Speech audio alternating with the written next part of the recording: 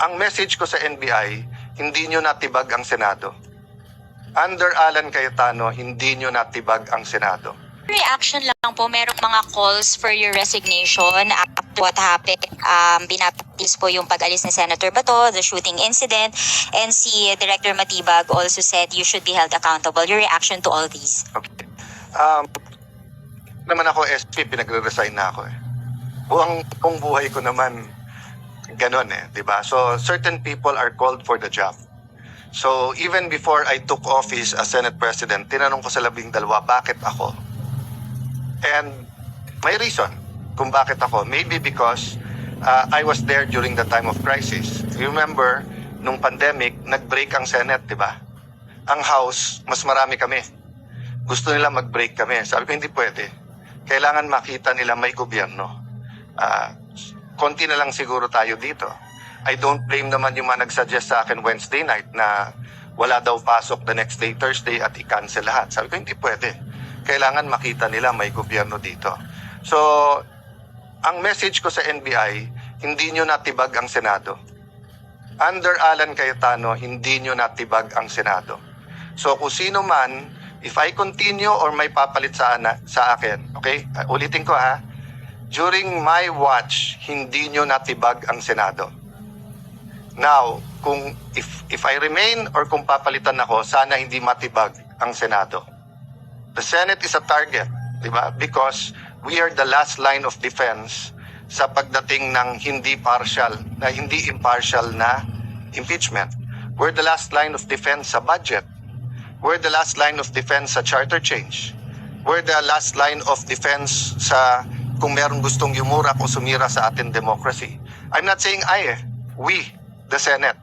But leadership matters. Diba? So, dun sa nagsasabing take responsibility, kayo pumasok dito, kayo na maril eh. Tapos kami pagre-resignin nyo. Kayo mag-resign.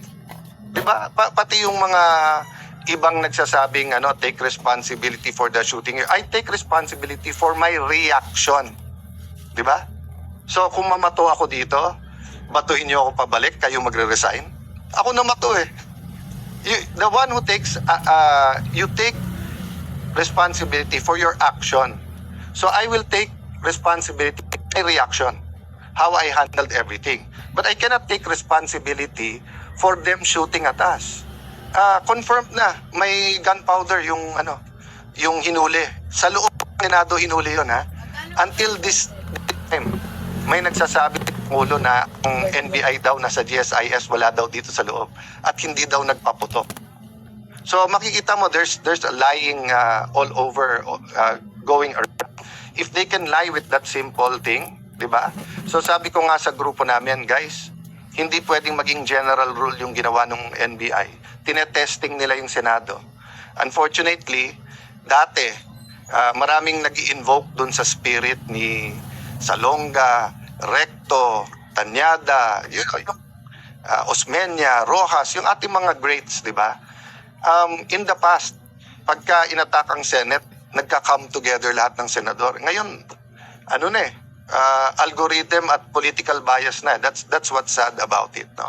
All the evidence is there. I mean, it's beyond our control na, like sa inyo, di ba? Pag dumating na sa editor, dumating na sa final, dumating sa live interviews, hindi nyo kontrolado lahat yon. Pero yung personal experience nyo at personal testimony nyo, meaning, pag tinanong kayo ng kapatid nyo, anak nyo, pag uwi nyo, ano ba talaga nangyari? Eyewitness din kayo eh. Diba? So, yun din ang ko sa inyo. Kung eyewitness kayo and you think I did wrong, I won't take it against you for calling for the resignation. But if you're telling me na kontrolado ko yung NBI. So dun sa nagsabing scripted, di ba? Ang galing ko naman, pati NBI is under my command pala.